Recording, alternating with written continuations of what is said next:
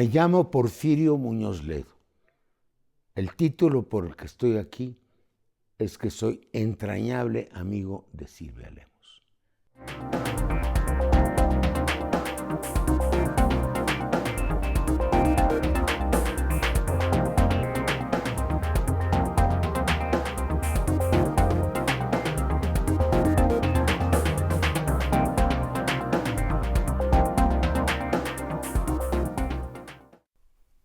Porfirio Muñoz Ledo ha publicado un libro, Porfirio Muñoz Ledo, Historia Oral, 1933-1988. Este es un libro que los profesores Wilkie, James Wilkie y su compañera Edna, crearon un centro de historia oral, en el que se dedican a entrevistar a líderes latinoamericanos exclusivamente. Y Porfirio ha sido uno de los escogidos para esta formidable historia oral. Porfirio Muñoz Ledo, eres un servidor público. Es lo que soy. Eres un dirigente político. Sí. Eres un hombre público. Pero también privado, Silvia. Somos las dos cosas. Lo que pasa es que hay que separarlas. Yo soy un fanático de separar lo público de lo privado. Una cosa es el interés público y otra es el privado. Yo no quiero que los políticos hagan negocios, ni que los negociantes hagan política. Somos privados y somos públicos. ¿Cómo se forma un hombre político? Te lo pregunto porque tú eres un hombre que has vivido en Francia, has estado estudiando en Francia y todos sabemos, los que conocemos ese país, que los políticos tienen un título, sobre todo a los que se consideran más fuertes, más sólidos y más brillantes, que son los enarcas. Los de la Escuela Nacional de Administración. Desde luego. Porque hay una escuela burocrática de alto nivel. Lo sé también. Pero los enarcas son famosos. Tú los conoces, sabes quiénes son. Todos. Bueno, yo te importantes. Pregunto, exacto, los importantes. En México, ¿cómo se forma un hombre político? De muchas maneras. No hay una sola. Mira, desde el sistema antiguo, el antiguo régimen del PRI, había varios caminos para hacer política. Uno, la política partidaria. Bueno, en una ciudad, en una provincia, se lanzaban para regidores, para presidentes municipales, para diputados locales. Era la política de arriba abajo. Luego, en las altas esferas de la administración, después de que fueron presidentes los generales, se fue formando una cierta clase política construida desde el presidente de la Camacho. Tu exmarido Carlos Fuentes decía, un gabinete avilacamachista. Le gustaba mucho la frase, que era un conjunto de gentes formadas en profesiones, ingenieros, doctores, etcétera, etcétera. Entonces, hay muchas maneras. La mía. Yo entré a la política después de ser profesor. En realidad, tú conoces muy bien nuestra generación. Nosotros teníamos una doble inquietud, la cultura y la vida pública del país. Y todos nos formamos en esas dos vertientes. Unos se fueron más de la cultura, de la literatura. Yo mi primer cargo político lo tuve a los 34 años. Todos mis cargos anteriores fueron culturales. Yo fui agregado Cultura de México en Francia, fui subdirector general de Educación Superior e Investigación Científica y fui profesor. Yo fui 25 años profesor. Yo fui profesor en el Colegio de México, en la Universidad Nacional. Entonces, lo que la gente poco sabe es que yo pasé de la cátedra a la política. Tú conoces, toda nuestra generación somos iguales. Víctor Flores Olea, quien me quieras decir, comenzamos por la cátedra todos, o por la literatura, en el caso de Carlos. Entonces, a mí me dio un gran potencial el haber estudiado ciencia política en París, porque mi profesor, el profesor Maurice Duverger, muy conocido, me dijo, usted no me haga ninguna tesis sobre ninguna cosa europea.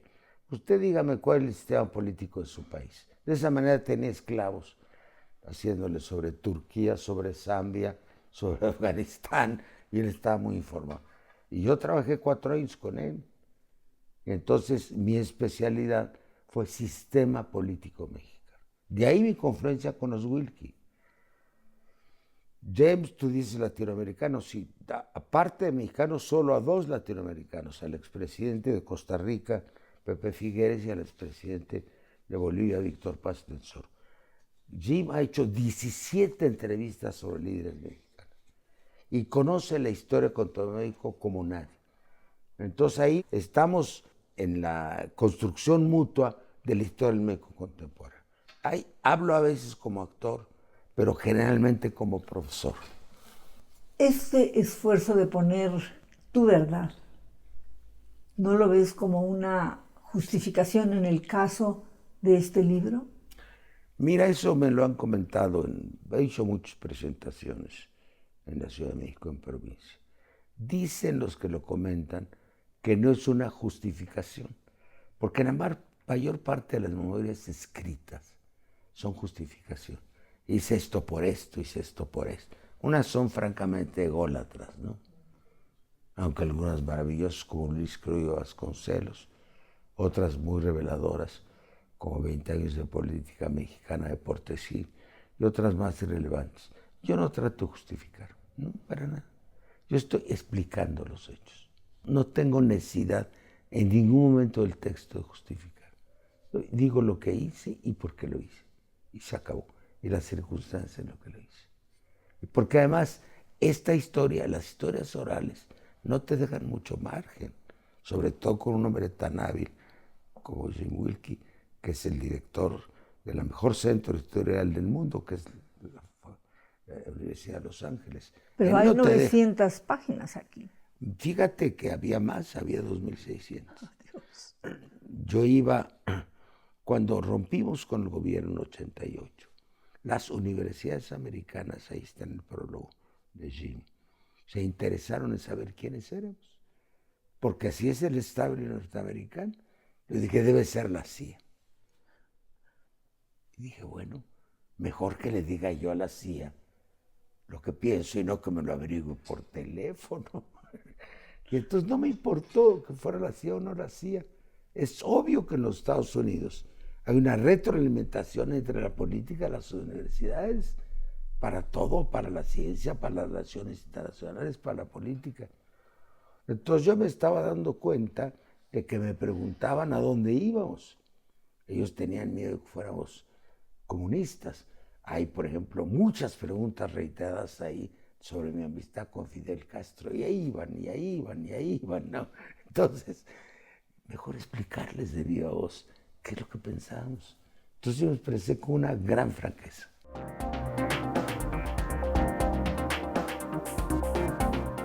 El profesor Wilkie quedó satisfecho con esto. Feliz, hizo 2.600 páginas. ¿Dónde quedó el resto? Ahorita te cuento. Yo iba a su casa en Los Ángeles, que está en Pacific Palisades. Llegaba un viernes, dormía, todo el sábado trabajábamos con un pequeño refrigerador en mi día, todo el domingo y tomaba el vuelo de la noche para regresar. Y luego él venía a México, un hotel, en una pequeña suite y grabamos. Grabamos un mundo de entrevistas, un mundo. Casi un año estuvimos grabando. Salieron, una secretaria mía pasó las casetas. Él no quería publicarlas. Como no había publicado las demás, luego las publicó la Universidad Metropolitana. Entonces, yo le estuve instando a que las publicara. Mi secretaria las pasó al papel. Eran 2.600. Pero a él no le importaba, decía que eran como los vinos viejos, lo tenía como motivo de investigación, informaba de quien tenía que informar. que si éramos comunistas, que si no éramos. Y luego yo lo insté. Entonces salieron 2.600 páginas al papel. Impublicable, es que no voy a publicar eso. Entonces tuve un crédito de la Universidad de Guadalajara para bajarlo a 1.500, 1.400 por ahí. Y luego la editorial, que es una de las mejores de América Latina, Penguin Random House, pagó esta edición. Ellos la redujeron a 920 páginas para que se pueda leer. Desde tu proceso creativo de haber realizado esta historia oral de, bueno, yo decía más de 900, pero han sido 2.600. Fueron originalmente. Originalmente. ¿Dónde acabaron el resto? ¿Ha sido guardado para quizá una continuación? Se fue reduciendo. Hay un gran editor que debo rendirle homenaje. Es un profesor mexicano de la UAM, Rafael Rodríguez Castañeda. Homónimo del editor de Proceso. Excelente personaje. Y él es el que editó. Entonces, no hay cosas que se han tirado, sino se hicieron síntesis y sistemática, porque por la naturaleza de la entrevista, el material estaba muy revuelto. Aquí la sistematización fue importante. El estudiante, el profesor, el educador, el internacionalista, el líder de oposición, etc. La sistematización es muy importante, porque había un panorama y de repente preguntando una cosa, de repente la otra, como vienen las conversaciones. Y aquí sistematizó, es una labor increíble, la sistematización. Yo estuve en la presentación que se hizo en la Fundación Alemán, sí. Y allí voy a repetir lo que escuché del profesor. Este es un libro amplísimo sobre la historia de México del siglo XX, desde el punto de vista social y político. Es un libro enciclopédico. Yo lo escuché allí y ¿tú estás de acuerdo? Bueno, más que, bueno, la enciclopedia es para mí palabra sagrada, es el punto más alto del iluminismo, de la ilustración francesa, que era compaginar y poner a la disposición del público todos los conocimientos de un siglo. Es una empresa intelectual insuperable. Enciclopédico, bueno, es un adjetivo. No, lo que pasa es que sí, lo que tiene este libro es que no habla de mí, sino de la historia de México. Yo soy un personaje como observador, si tú lo lees. ¿Me entiendes? Yo digo que aquí está mucho más el profesor que el actor político. Porque además, el libro termina en 88. Entonces, lo que la gente está esperando es lo que viene después del 88, que no lo hemos hecho. Es la segunda mitad. Entonces, sí se refleja mucho porque Jim Wilke es un académico también, y un gran experto en historia de México. Entonces, hacemos reflexiones con algo que no tiene nada que ver con mi vida, sobre el gobierno de Lázaro Cárdenas o el de Ruiz Cortines, no sé si me explique. Es una expresión del profesor de ciencia política especializado en el régimen político mexicano y conocedor, creo, del régimen político contemporáneo. Ahí dije muchas cosas que podría yo haber escrito en un libro que me ha faltado hacer sobre las instituciones políticas de México, porque no he hecho tiempo. Es una manera de expresar mi concepto sobre la historia contemporánea de México. ¿Qué pasó? ¿Por qué ocurrió esto? ¿Por qué cambiaron las cosas? ¿Por qué no cambiaron? ¿Cómo cambiaron? ¿Sí? Hay más del profesor que el político ahí. Es lo que yo creo. Y en la política cabe el cine, la novela y el cine, con el bueno, el malo y el feo. Yo no creo tanto en la caracterología de los personajes. Creo en la relación entre los personajes y el tiempo que les tocó vivir. Como diría Ortega y Gasset, el hombre y sus circunstancias. O como diría el amigo de ustedes, Galbraith, sus memorias se llaman A Life in a Time. una vida en un tiempo. Sí. Entonces, ¿cuál es la relación entre la circunstancia y el hombre? Ese es el tema. Bueno, cualquier gente de la historia de México vive, o del devenir de México, no me pongo en la historia, su tiempo. El nigromante vive su tiempo, ¿sí? Zapata vive su tiempo, no sé si me explica, ¿sí? Cárdenas vive su tiempo. Entonces, este es el tiempo que nos tocó, mujer. Ahora, les adelantamos a las futuras generaciones con estos libros una primera versión de lo que hicimos. Ya si creen que fuimos importantes, pues escribirán libros sobre nosotros. Y si no, bueno, ahí queda.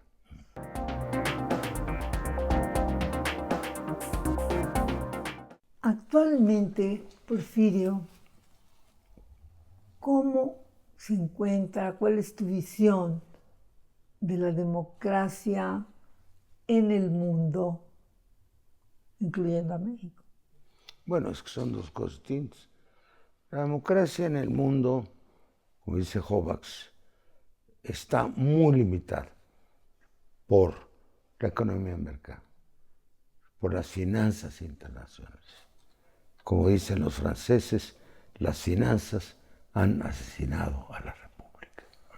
En estas cosas de fraseología que ellos tienen. Muy cartesiana. Muy cartesiana. Y también muy literaria. Ahora, entonces, la democracia, por desgracia, ha sufrido en todo el mundo. Porque hemos vivido un ciclo llamado neoliberal, que apunta a un predominio de las fuerzas económicas. Entonces, los gobiernos tienden más que menos a convertirse en máscaras del poder económico. Eso lo sabemos todos. Entonces, estos 30 años de la vida del mundo han significado que el poder político ha enmascarado al poder económico, que los que están en los cargos no tienen el poder, los que tienen el poder no están en los cargos. Ahora en México esto es dramático, hemos llegado a la caricatura. Aquí en México gobierna una red de intereses nacionales y transnacionales y la democracia verdaderamente es una de fachada, es la realidad de México. Tú, como líder político, ¿qué esperas de la democracia ¿En México? en México? Mira, la única manera de revertir esta situación es volver a conectar con la sociedad.